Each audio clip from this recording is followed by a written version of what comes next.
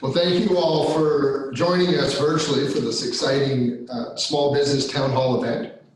First off, I'd like to acknowledge our co-host and my former colleague, California Insurance Commissioner, Ricardo Lara. Thank you for being with us here today. He is California's 8th elected insurance commissioner and leads the nation's largest consumer protection agency. Commissioner Lara and I have been friends for a very long time. In fact, I was reflecting this morning, Commissioner, I think we've known each other for well over 20 years now, working in state public policy. We certainly served together in the legislature for a number of years, and he's an incredible and dedicated public servant. I'm also excited to welcome our program speakers, Rick Leibowitz and Steve Kaisers. Rick was recently appointed as the Assistant Director of the Central California Small Business Development Center Regional Network and the Center Director for the UC Merced SBDC. Along with his colleagues, Rick provides services to budding entrepreneurs and established small businesses within the Merced and Mariposa counties area. He has over 20 years of business ownership and executive team management experience in the manufacturing, professional services, and hospitality industries. After Rick presents, we'll hear from Steve Kaisers. Steve is the president of Key HR, a human resources consulting company that works with clients across California, as well as several other states. Steve also serves as the vice president of HR services for Precision Manufacturing Insurance Services.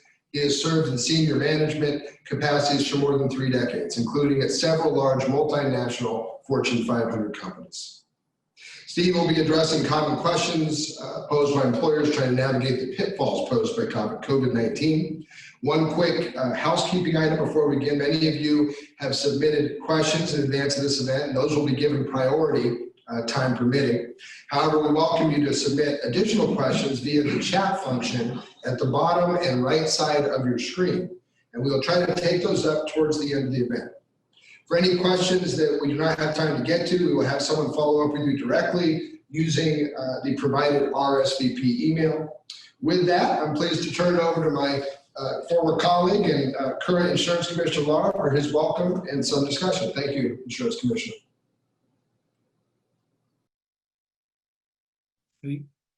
Thank you, Assemblymember. So great to see you. I was also reminiscing about our days as staffers and all the work that we've done together. Thank you again, and thank you to your staff for allowing us to chat with you about some of the things that we're doing. And in particular, happy to join today as we discuss resources for businesses and give you and your constituents in the Central Valley an update on the work that we've been doing on their behalf. Since the governor's stay-at-home orders, was issued around March, we've held over 30 teletown halls focused on businesses and business interruption issues and workers' comp issues just to give our small businesses some more direction as we try to all traverse these extraordinary times. And we've been able to reach more than 7,000 businesses and consumers on COVID-related matters. Like I said, a couple of things that we've worked on. I ordered insurance companies to return a portion of premiums to businesses and drivers affected by the COVID-19 pandemic. In response to my order, California automobile insurance companies have returned close to $1.2 billion back to drivers, and that's roughly around 18 million policyholders around California.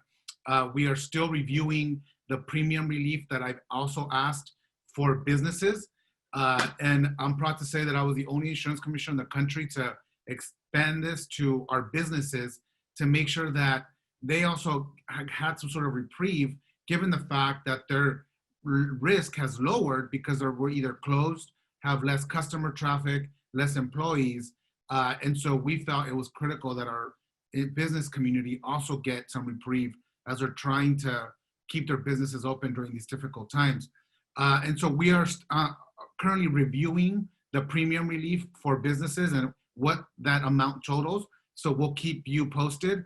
And again, for maximum transparency, I've also posted every insurance company's report about what they're doing to give consumers a premium relief on our department website. at insurance.ca.gov. This really builds upon the action I took to request companies to give consumers also grace periods to pay their premiums. Many companies have honored that request by offering flexibility to customers and businesses during the COVID-19. The last thing we want is for people to lose their coverage during a pandemic or be forced to close their business because government entities and local governments are asking them to close to keep us all safe. And so again, if you're a business owner that's having trouble paying your premiums, please contact your insurance company, or you can give us a call. If you're a consumer that is having a tough time or maybe have been laid off, many of the insurance companies are giving you some grace period to be able to pay for your insurance coverage, particularly your health insurance, which we don't want you to lose. Other actions that we've taken to help consumers are requiring insurance companies to comply with their contracts in California law by fairly investigating every single business interruption claim. We've also are extending personal auto coverage for delivery drivers for California's essential workers, essentially, and businesses, making sure that we want people, again, to motivate them to stay home as much as possible and make sure that the folks that are driving their goods get the coverage that they need. Also, very proud of the fact that Governor Newsom and I, we eliminated cost sharing for COVID-19 testing. And, you know, we've also joined Cover California in urging uninsured Californians to obtain insurance to protect their health. I've also directed insurance companies to submit emergency plans to our department on prescriptions and on health access. How are they going to keep access going for Californians during the pandemic, and also increase telehealth access for our consumers. Additionally, for folks that have expired licenses or registration, we've also took some action to make sure that you don't lose any of your good driving discounts and any other insurance discounts you might have, because you know the DMV may have limited space, or quite frankly, we want you to just stay home. We don't want you to necessarily have to go to a DMV. So we put out a bulletin that said that you cannot remove you have to keep people's premiums in place. You cannot take away any good driving discounts if they're driving with an expired license, or if their registration's expired as well. Again, trying to encourage people to stay home as much as possible. I encourage you, if you have any questions regarding any of the different mandates that we've had and that we've declared and we're working on with the insurance industry, give us a call. We're here to help you. You're gonna hear me say this number over and over again, but we have insurance experts ready to provide you with the assistance, whether it's with your business or on the consumer side. It's 1-800-927-4357. You can also send us an email at insurance.ca.gov. If you have any questions regarding any of these measures, please give us a call. Quickly, I want to just urge all businesses and consumers to be on the lookout for fraud and insurance scams. Unfortunately, during these insane times is when we see businesses really targeted for fraud. If you see any red flags or suspicious activity, please report it to the Department of Insurance. Many people don't know that we have 300 sworn investigators and enforcement personnel with 9 regional offices, including an office in Fresno serving the Central Valley. I would also just tell businesses to be on alert for offering bogus workers' compensation policies, which we see a lot here in California. You can verify the legitimacy of the selling agent or the policy being offered. You can verify the agent's license on our website and contact their insurance company directly to verify. Many people feel a little embarrassed to ask for the business license, but look, I'd rather have you feel uncomfortable for a second, but get that information and verify it, especially for our seniors, especially for our immigrant community, especially for our small businesses that are just trying to keep the doors open and are trying to get the best deal for themselves and often wind up buying a workers' compensation policy that doesn't even really exist, which will decimate them in the future. So again, the majority of our staff have transitioned into working at home. We are ready and stand and are willing to work with you to assist you with your claims. And look, insurance is complicated. It's even complicated for your insurance commissioner, but we are here to help guide you through the process. If you have any questions, if you want us to look at your policy, if you think, you should really consider looking at what you're covered, what your exclusions are, let us know. We can help walk you through these process. If you need us to call your insurance company with you to get some clarification, we will do that for you. And we speak multiple languages. And again, you're gonna speak to an actual person, not a recording. So thank you again, Assemblymember, and we look forward to answering your questions today.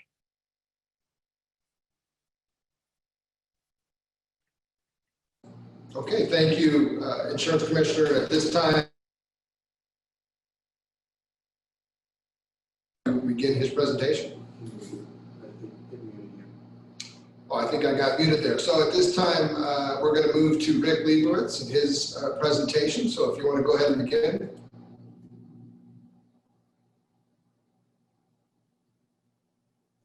Okay, I needed the host to unmute me.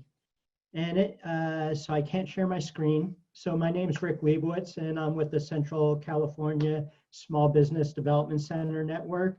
Commissioner Lar, thanks for being here today, and I appreciate your presentation and what you've done for the residents of California. Oh, thank you for sharing the slides as well. And one of the things about our program, I do need to say we are funded by the U.S. Small Business Administration. Since I am going to be sharing some editorial content today, any of my comments reflect the opinions of me and do not necessarily reflect the opinions of the U.S. Small Business Administration. So if we can move to the next slide, please. The core to our services is one-on-one counseling. We have a network of wonderful consultants. Some of them are actually in the room with us today with diverse areas of expertise to hear what your business specifically needs and support you in finding solutions. We also do business trainings, some market research for your business. The key though is that, we're educators that specifically work with the needs that your business has. Next slide, please. Right now, our support is relevant to the needs of the economy. A good portion of our services is helping clients with loan packaging assistance. Clients that have never needed to borrow money before, unfortunately, with this situation, they've needed to borrow money to get through this crisis. A lot of people are familiar with the PPP program, which is the Payroll Protection Program, which is a forgivable loan. We can support you in putting together your forgiveness application to the lenders. Right now, I am still not aware of a single lender that has accepted a forgiveness application, but I believe they're going to start doing that next week. New guidance was released by the Department of Treasury. We're staying on top of that, and we can support you with your forgiveness. But here's the most important stuff. We can help you with budgeting in a crisis environment. I was a small business owner. I owned a business when September 11th happened. We happened to have a 7.9 earthquake in the community where one of my businesses were. We've had experience dealing with crises before and coming up with budget strategies to get through this. We're also good at helping you with pivot strategy, new opportunities. Everything's not about the numbers. Be strategic. It is going to be a series of innovations that are going to get us out of this mess. And understand the difference between innovation and an idea. And innovation takes action and well thought out strategy. We can support you in the development of that. Never give up on customer acquisition. Never give up on differentiating your business from the competition, making yourself stand out. Never give up on making your team more productive in the product and service delivery to the customers. When resources are tight, it's critical to know the difference between what your business must pay. Commissioner Lara gave some great examples about that, what you need to pay and what you want to pay. If times are tight and you need help with turnaround strategy, there's nothing better than seeking outside expertise. And then the final slide, please. You know, one of the things that we can also help with is resources. Unfortunately, the timing of this event coincides with the sunset of the payroll protection program. So that's going away. We're still waiting on Congress to come up with the next aid program. Unfortunately, we can't promise when that's going to happen. The EIDL program, which is Economic Injury Disaster Loan Program, is still out there. It's because PPP is ending, it's becoming much more competitive. There's more applications in there. So you really do want to, you know, go forth with a well-prepared loan application for that. Think about your budget, think about what you need and what you're asking for, and make the case in that application. There are going to be other funding opportunities out there. It's very fluid right now, so that's why I put up this slide. This is our website, thecentralcasbdc.com. If you see where it says COVID-19, I have the arrow pointing to it. Please check that on a regular basis. As soon as we hear about new funding programs, we're going to be putting them on that website. Also pay attention to your local economic development groups and their programs. Now, I'm still learning this area in this district. I do know that part of the district goes into Stanislaus County. Stanislaus County is releasing a new grant program coming out soon. So that's something you might want to look into for your business. And we'll keep you posted if we hear of any other resources that come up there.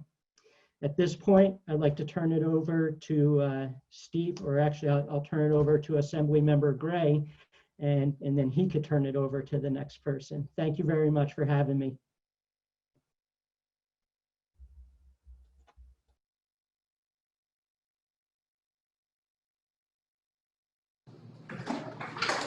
Okay, thank you. At this time, we're going to move to Steve Keisers and have him do his presentation. Welcome again, and thank you for being with us.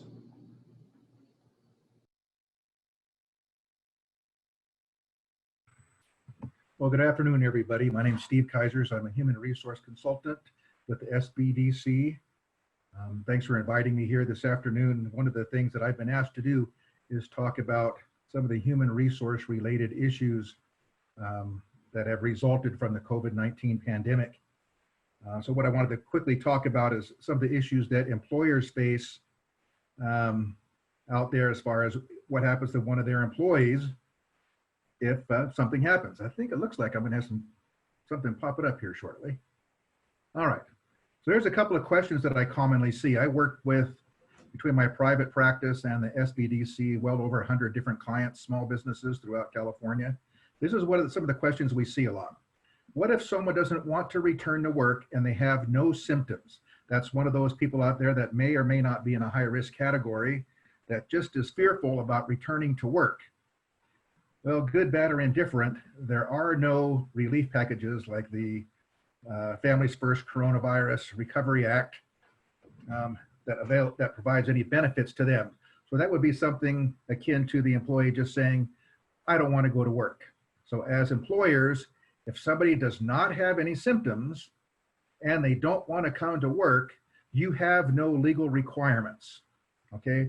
Now you could say that as a good employer, you'd want to try to make some kind of accommodations to them, but there is nothing legally required.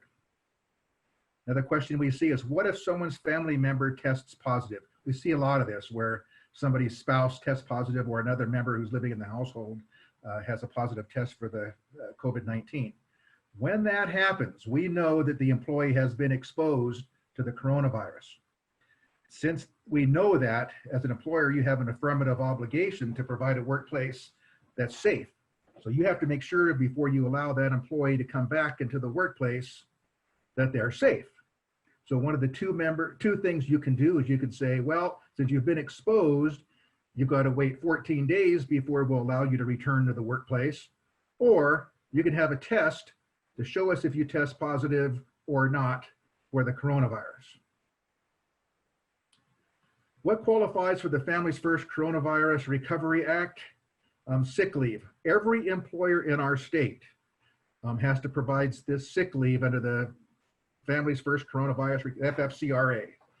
What that means is we have the requirement to provide up to 80 hours of sick leave under this act in exchange for a payroll tax credit at a later time.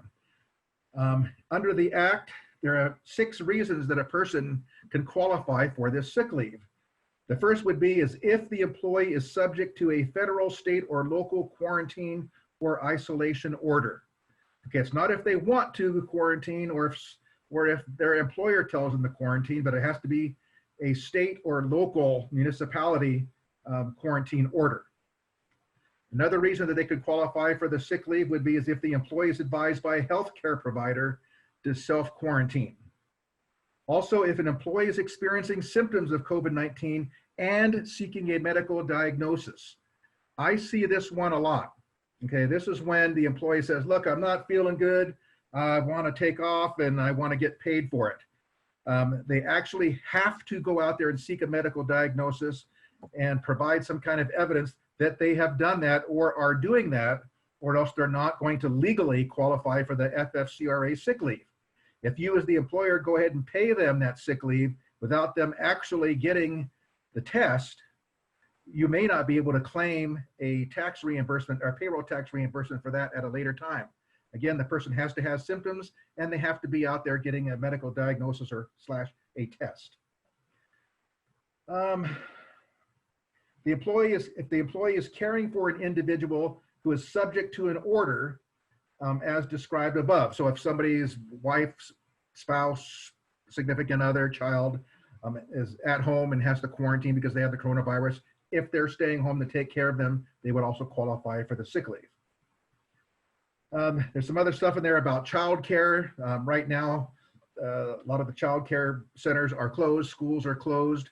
If somebody, son or daughter, is not able to get childcare or be in school because of the coronavirus, they could potentially be eligible for the sick leave. And lastly, there's kind of a catch-all category that says if the employee is experiencing another substantially similar condition specified by the Secretary of HHS in consultation with some of the other cabinet members. I've yet to see any of those pop up, so I would say I wouldn't worry too much about that. What to do if an employee tests positive? One of the things we have to do is make sure that you notify all of your employees that somebody has tested positive, okay? By doing that, we usually just post a memo that says one of the employees has tested positive. We encourage everybody to get a test and make sure that you follow the safety protocols that have been provided by the CDC. One of the things that employers often ask is, should we tell the employees who was it that tested positive? My advice is, given health information privacy issues, you really should not be providing anybody's names as it pertains to a medical diagnosis, but rather stick to an employee tested positive. Let the rumor mill decide if somebody's going to find out who it was, but it's not up to the employer to disclose the name of the individual who tested positive for the coronavirus. When can someone return to work after testing positive? This is one that we also see a lot of because some people really want to return back to work as quickly as possible. There's a couple different approaches. One could be waiting 14 days after the employee's positive test. You could let them come back. And another would be as if they provided a negative test.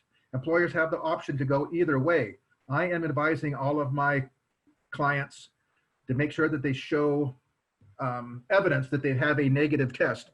Also, you could go with a doctor's release that says, hey, this person's not showing any symptoms. I release them to return to work. So you've got a doctor's release, 14-day quarantine period, or showing a negative test, and you can allow them to return to work.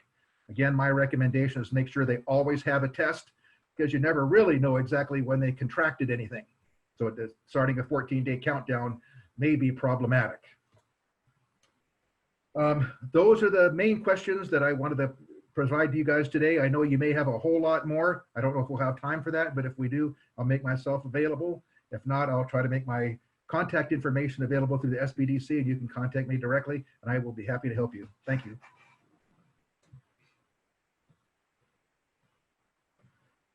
I will turn it back over to Assemblyman Gray.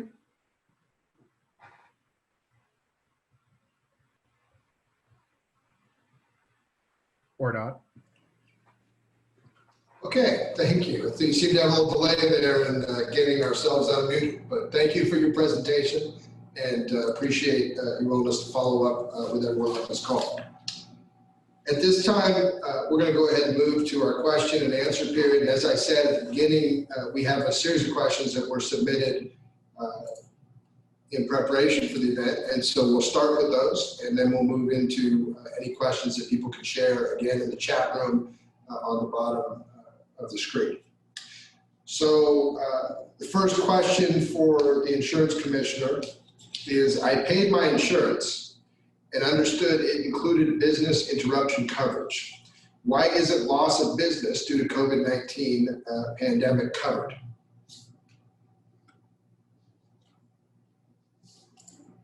Yes, that's a great question, one that we've been getting a lot. The first thing people need to know is that not all policies are the same, which complicates things a little bit. We will need to look at the specific policy to better understand what coverages and exclusions a policy might have. If a business has business interruption coverage, but their insurance company is telling them that their losses are not covered due to the exclusions in their policy, we recommend that you file a formal claim with their insurance company to start creating that important paper trail. Now, if you've done that already, you know, and before I get there, insurance companies are legally required to fairly investigate a claim and formally respond back to you with their coverage decision and the reason for any denials if you get that. Well, it's a little more complicated than that. I would say many commercial policies have exclusions due to loss to contamination by a virus or any similar perils, and that's been going on since H1N1, the bird flu, swine flu. But many policies also require that a loss be caused by direct physical damage or loss to an insured property that results from a cause covered by the policy. So these conditions and exclusions do create some hurdles in obtaining coverage. However, again, we will need to see the entire policy as well as the circumstances that are applicable to the loss event to know what conditions and exclusions may or may not exist for a particular business. I would say if a business has not filed a formal claim, they should do so immediately.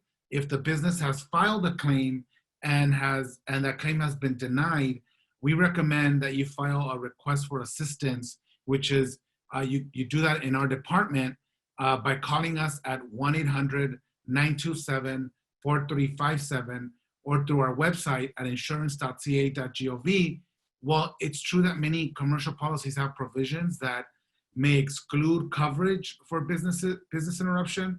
Under various circumstances, my department will review the claim to ensure that the insurance company is properly investigating your claim and following all the laws and provisions in the contract. And in some cases, we've been able to get some claim money for businesses. So we really, delve into the details of what the claim is or what the policy is and try to see if there's anything we can do for the business owner at that end. So we would encourage you to file a claim. If you get a claim back that's denied and you're not happy with that, give us a call and we can help walk you through that policy and see if there's any other discrepancies that we can look at or any other opportunities to get you some claim money. Thank you.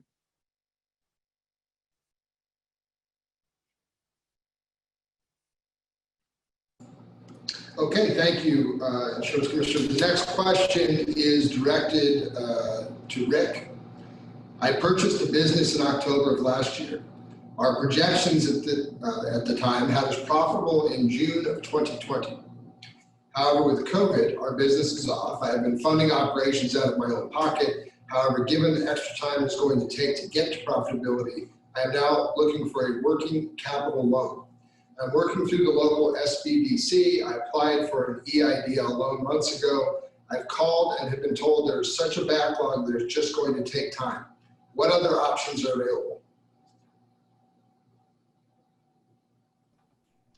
Okay, thanks for that question. And I will say that I was given this one ahead of time. This is probably one we should discuss in a one-on-one environment because every situation's different. I do think your economic injury disaster loan is going to be one of the better options when you talk about best interest rate and payback terms. So we certainly don't want to give up on that. But some of the other options that we would need to discuss would involve getting into some personal financial review and looking at what's out there and then finding the right lender that works with your particular situation. Wish I could give a better answer at this time, but I really wouldn't feel comfortable doing that in a public environment.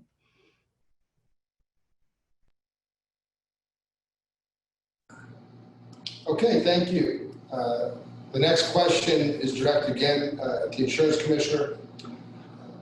Do I have to pay a full premium when I have been closed for 1/3 of the year?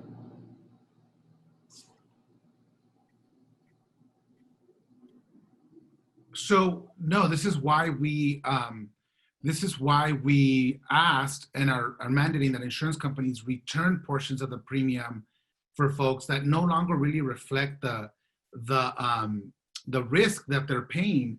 And so, we have mandated that insurance companies return these premiums. If you're a business owner that hasn't received any type of premium credit, a reimbursement, or a future credit for your premium, give us a call. We can call that insurance company and make sure that you're getting the reimbursements or the credit that we are mandating insurance companies to return, quite frankly, because given the fact that the risk no longer reflects that premium, right? So you close your business, you have less customer foot traffic, you have less workers, so that draws down your workers' comp cost. So all that is we've reevaluated all that, and we are ask and mandated the insurance companies to give you a refund. It's not going to be 100% of the refund, but it's going to be a partial refund for March, April, and May. And we've also just extended that to June. And as long as the stay-at-home orders continue, again, it's my way of making sure that we give some reprieve to our small business owners that are just trying to survive. As these different orders, county, city, state orders are, just trying to figure out how they open, how they keep their customers safe. But at least we know for a fact that it is not the premium post-COVID that currently is being reflected in terms of the risk. So they should be getting a refund. And if they haven't done so, contact us and we'll follow up.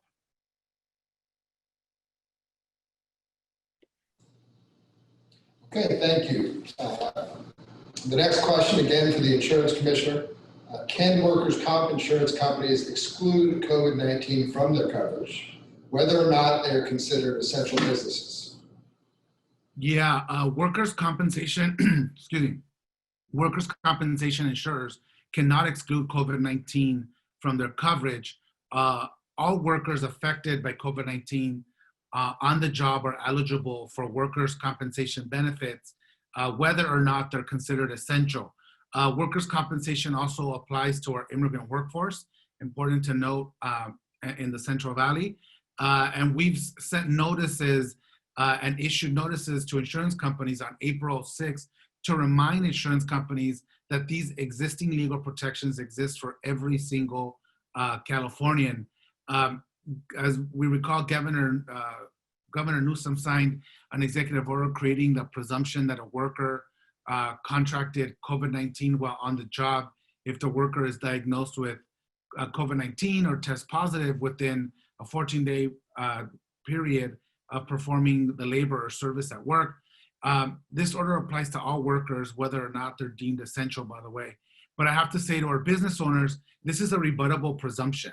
And what does a rebuttable presumption mean? That it means that essentially that the employer will have a chance to prove that that illness wasn't work-related. So the business owners will have some sort of opportunity to state their case. Businesses that are closed or have drastically reduced payrolls due to the stay-at-home orders, again, may see their workers' compensation insurance costs reduced in the short term. That's why I ordered insurance companies to return a portion of workers' compensation premiums to businesses.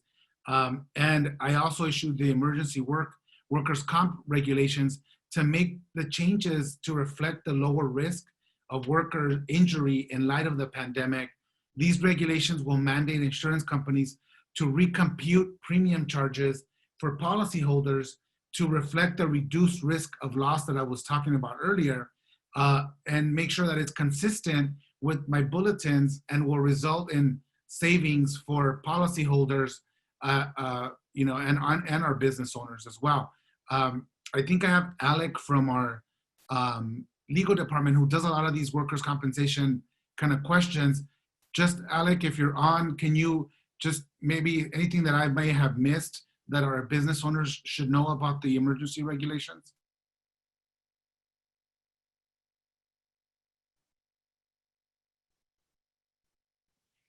I don't know, maybe he's not there.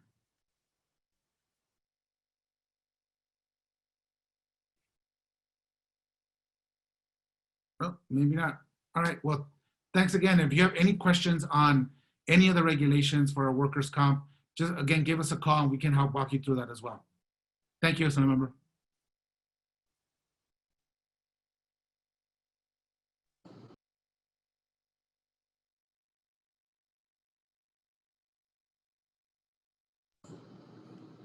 Well, the host keeps muting me. I'm gonna have to figure that out.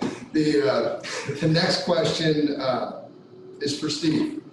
And the question is, we also received a lot of questions from small business owners about liability due to COVID-19 exposure.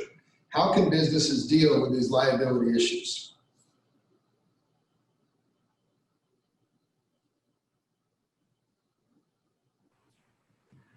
Well, that's a great question. I think, as insurance commissioner had stated, one of the liability issues that you have is with your employees for workers' compensation. And really, for all intents and purposes, workers' compensation is a no-fault system. So there's not a whole lot that you can do to avoid a claim for work-related injury as a result of contracting the coronavirus while somebody's at work. You can always contest it and say that maybe they caught it somewhere else, but that's another matter.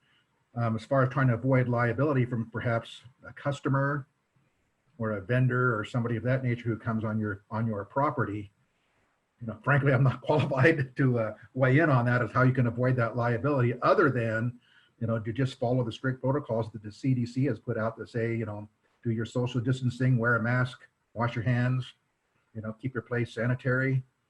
Outside of that, I don't know really what more you can do to avoid any kind of liability.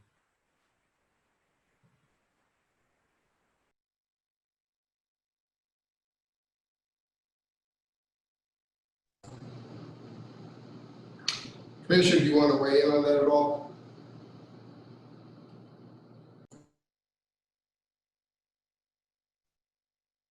Thank you.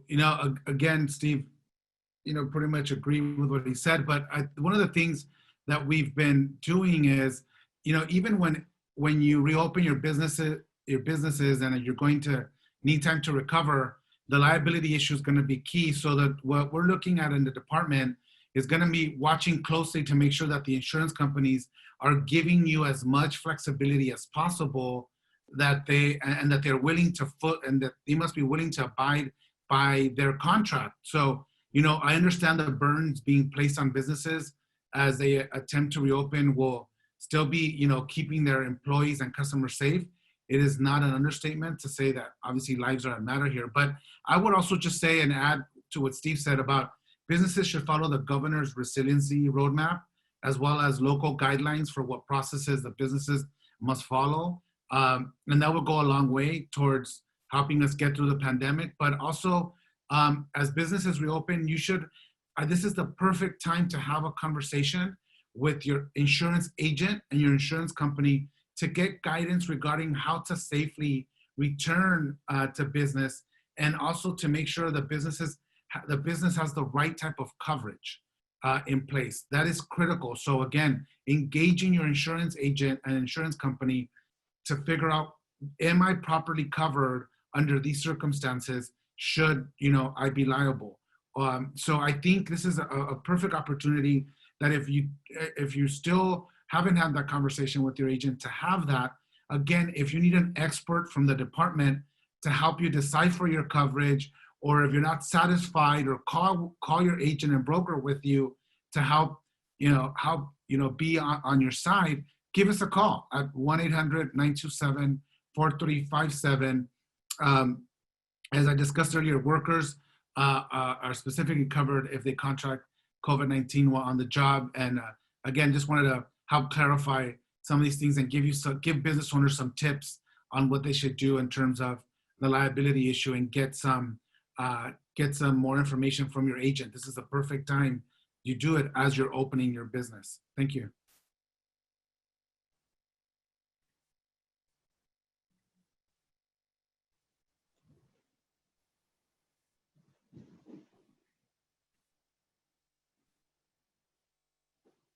And if I'm unmuted, this is Alex Stone. I had problems with the host getting me unmuted, but I'm able to provide details on that workers' comp emergency reg. I'm not sure if people can hear me right now.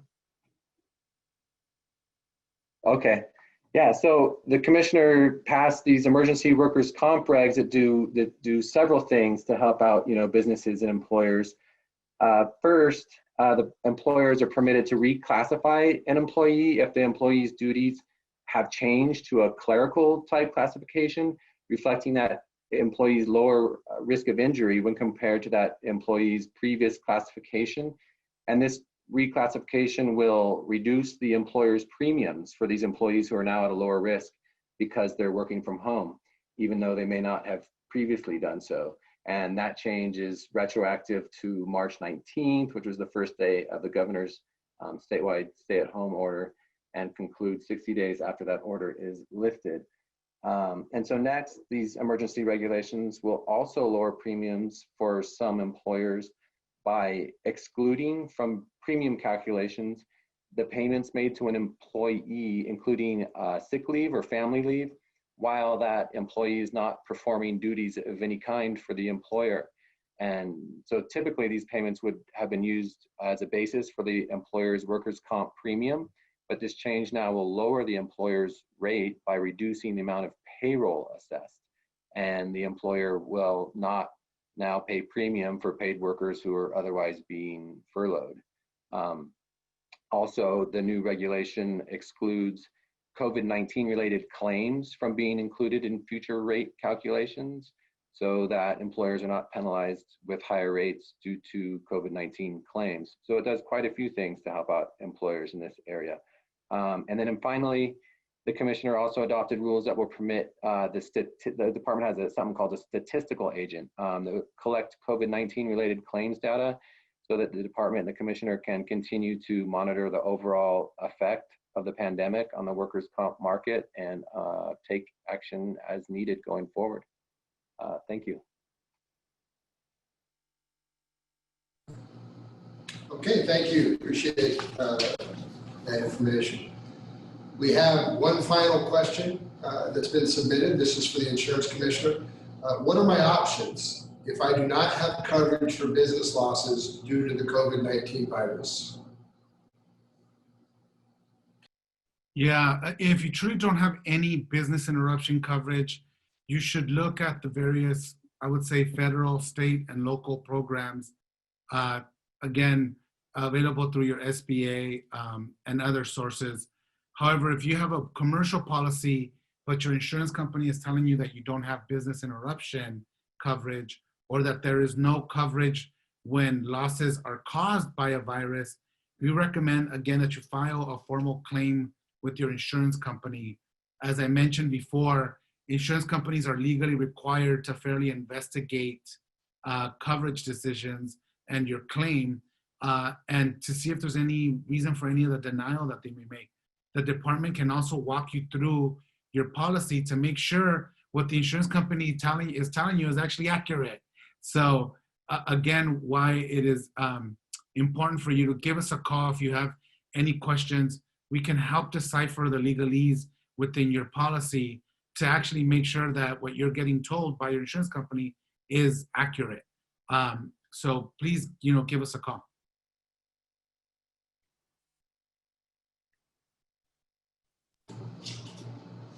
Great, thank you.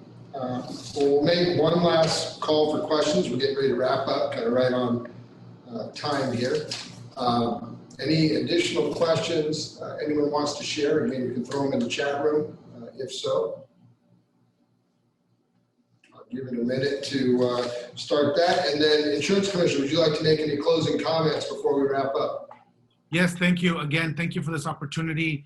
Again, I can't stress enough the importance of ensuring that if you have any questions and if you're planning on when you're planning on reopening your business, or you have any questions in terms of the reimbursements that we mandate insurance companies to give back to you as a business owner, as a consumer, please give us a call or shoot us an email. Again, you could call us at 1-800-927-4357, or you can reach us through our website at insurance.ca.gov.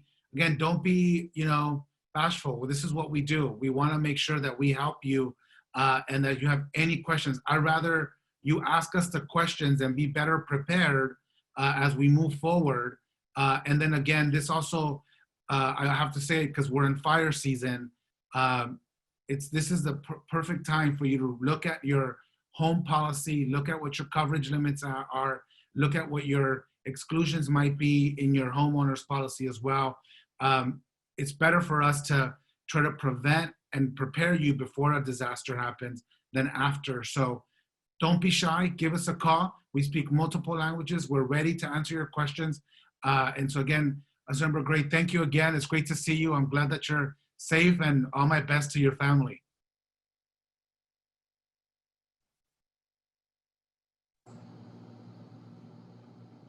Thank you, Insurance Commissioner. We did get one final question submitted, so we'll go ahead and throw it out there for perhaps Rick. The question is, I have a couple of friends that want to start a small biz that help people recover from this virus's economic impact by starting a business that helps individuals repair their credit. Do you feel a credit repair biz would be helpful during and after the pandemic?